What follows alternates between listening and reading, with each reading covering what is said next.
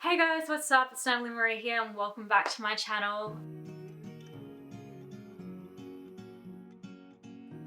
If you haven't been here before, my channel is all about acting, tips, tricks, and the industry, business mindset, and I do quite a few reviews. So if you want to check that out, don't forget to subscribe down below and hit that notification bell so you know when I actually upload next. Because I wouldn't really want you to miss out on this stuff, especially this video. This video, we are going to get into how I prep for a self-tape audition. Now, as many of you guys know, or if you don't, I'm an actress. Because of the current climate that we are in today, self-tapes have become very popular very fast. It is an easy way for us to get in front of a casting director just by doing an audition through a camera like this and sending it off to our agents, or if we're freelancing it, sending it off to the casting directors. And I honestly believe that after this all ends and what the world for acting will look like, I reckon people will realize that self-tapes are very convenient. They get to see more faces.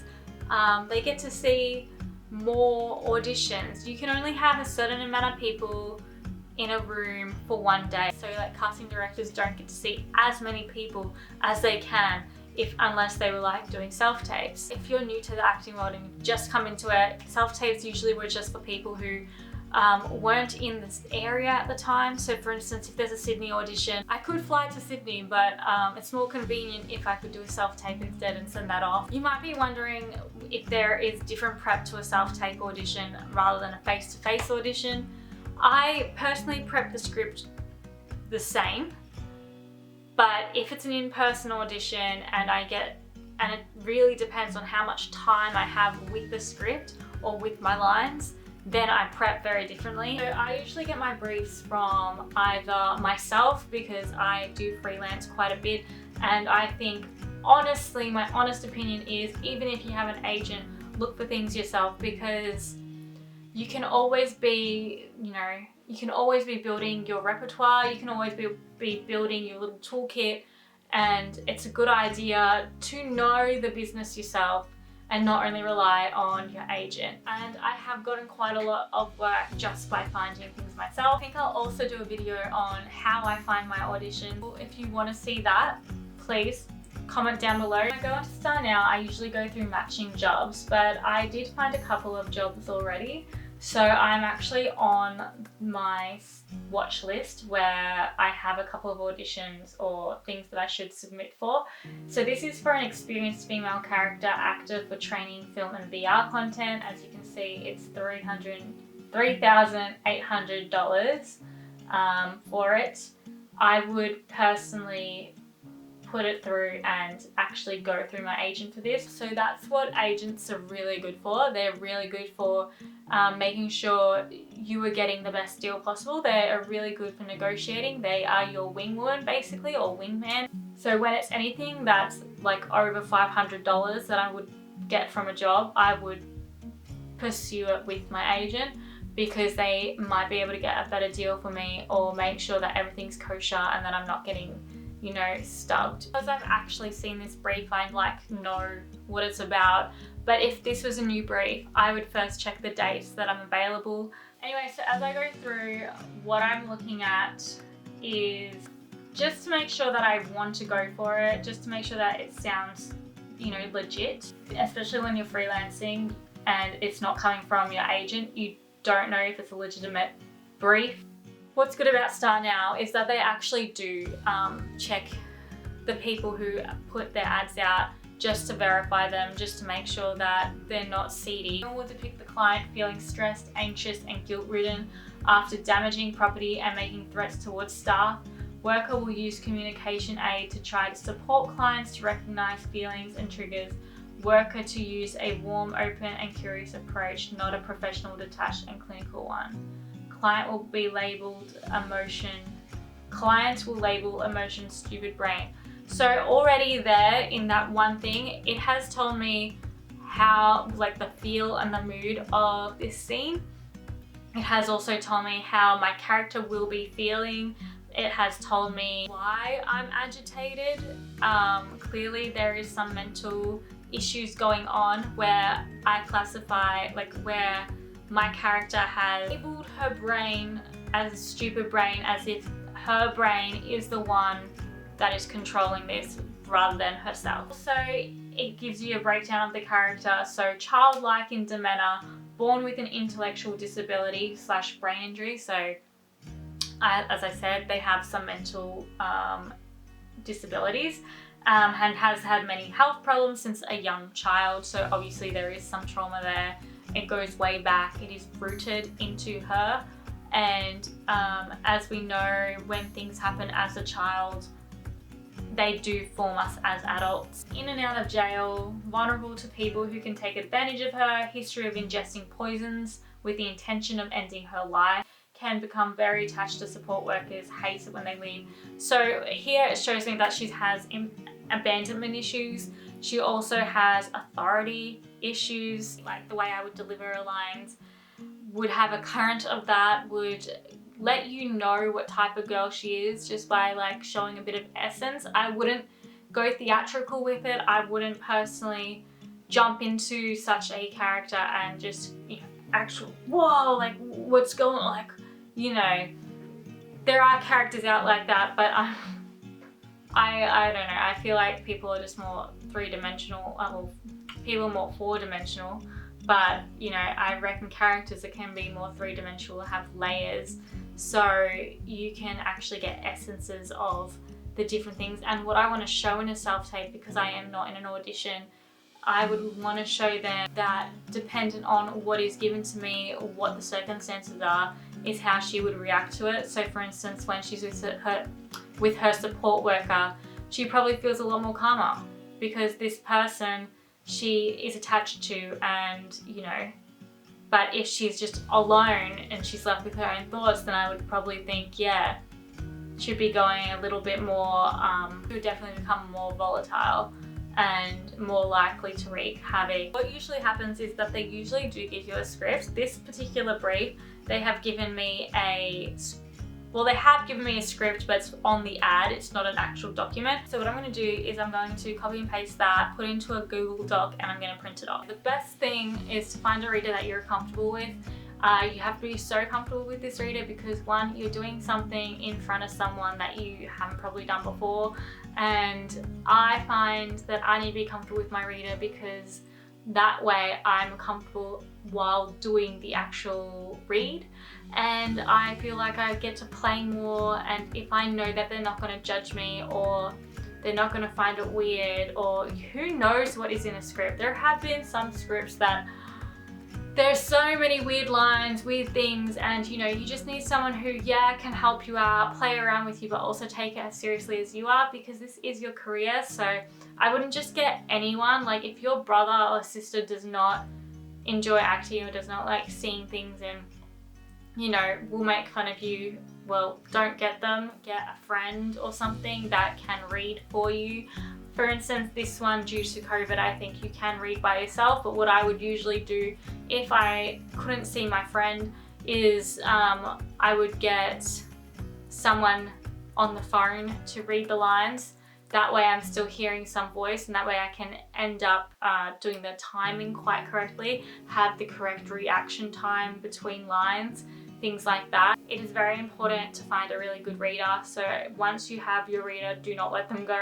What's so important that a lot of people don't do, and if you have the time, you should do this, is that you need to research the show, research the film. If there isn't much on it, then I, you know, obviously can't do much. Like this one doesn't say what production company they're from. This one doesn't say what, you know, what TV show it's going to be for, or where they're going to put it on the web, etc. But if you do have that sort of knowledge, then I would definitely go and check it out. I would definitely research a bunch on the casting directors themselves and the production companies and what they've already done and what they've got in the works. Read the brief carefully, like, because if you're not able to, if you apply to Star Now, sometimes they then give you the script and stuff like that, and they give you what they need out of the audition. This one literally has said everything that you need for the audition, everything that you have to say for the audition, either to YouTube YouTube Vimeo or your own Star Now profile, then you will not obviously be considered for the role, because sometimes they also say that you need to do an ID at the start of your audition, and they tell you exactly what shots they want from you so that they can get what they want. And if you don't make that mark because you didn't do a long shot and instead you did a full-on close-up, I'm sorry, you didn't get that job. So it says living room day. So when I think day, I think that it's comfortable, that it's not nighttime when things can be more scary. But for instance, this might be a bit different. She might be feeling exposed. I know that she has done something wrong by reading the script and also by reading the brief earlier, that she feels a bit guilty, she feels a bit volatile, something's gone on. She is always in trouble or getting herself into trouble. So it wasn't that hard to put together. What I find interesting is that this script really does show you or tell you how she's feeling. So she's visibly upset, a little bit fidgety, is always pacing but wants to get up, wants to sit down, and it makes me feel like that she's restless, that she's uncomfortable, that she wants something to happen but she just doesn't know how to do it because she's indecisive and she doesn't know if she's probably going to get in trouble again. But because it says visibly upset and a little bit fidgety, I know that's not over the top. I know that she's not pacing erratically. I know that it's just enough for someone to be like, what's wrong? And then Joe goes, how are you doing today, Bella? Are you okay? Bella shakes her head, not so good, not good, I want to get out. She's using short sentences, and at first I thought this was because she can't think in long sentences. So she has so much going on in her brain that she's just trying to get out the most important information out of her mouth. But as we go down, I realize that she only uses short sentences, and it might just be because of this interpretation or this scene, but it also might be because of the childhood trauma that she went through. Maybe she still thinks and feels like a child, and if that is so, she would feel a lot more intensely than some adults would. So then he goes, okay, so am I safe with you? And she stops pacing for a moment, and that is the one thing that she stops pacing for. When he asks if he is safe, now when someone asks that to me, I'd be like, why would you think that? Now clearly she knows that he knows that she did something, and all she does is nod to him because she's taken aback. He knows something's happened. He knows that she's hurt someone, and she really, really, really feels comfortable with this guy. I guess this is her support worker, and she would never hurt him. Sometimes I write thoughts instead of emotions. So sometimes your acting teacher might say, put like an emotion here and an emotion there of how to see the flow of the scene and what emotions you go through, because scenes do have ebbs and flows. But for me, sometimes I put the thought that comes into my head, because if I'm thinking about a thought, if I can get into her thought patterns, then I feel like I'm more rooted to the character. And especially for a script like this where they already tell me how I'm feeling. Like, I don't have to look into the words to see the tense of the word or how it could be interpreted. They tell me, where do you want to go, Bella? And she immediately says, get me out of here. So it doesn't matter where we go, just out. I just want out, I just want out, I just want out. So she jumps in on that, I reckon. And then he says, well, maybe, you know, this could help. Maybe we can go for a walk a bit. And she literally ignores that comment. It's because it's not enough. It's not good enough. She doesn't want to come back. She wants to leave, and he hasn't given that solution to her. So she just ignores it because she's not going to get frustrated with him. Then he says, can you show me? And when he says, can you show me? It makes me feel like, even again, she's a child. It's easier to show people with actions. Like, children are better with their actions and their emotions on their face rather than with their words at the start, because they don't know how to put the words that they're feeling and thinking together. Looks at the ground. She's struggling to make eye contact with Joe and appears guilty and embarrassed about the whole situation. So again, she is talking like they're telling me I'm guilty and embarrassed. So I don't have to really think about that too much.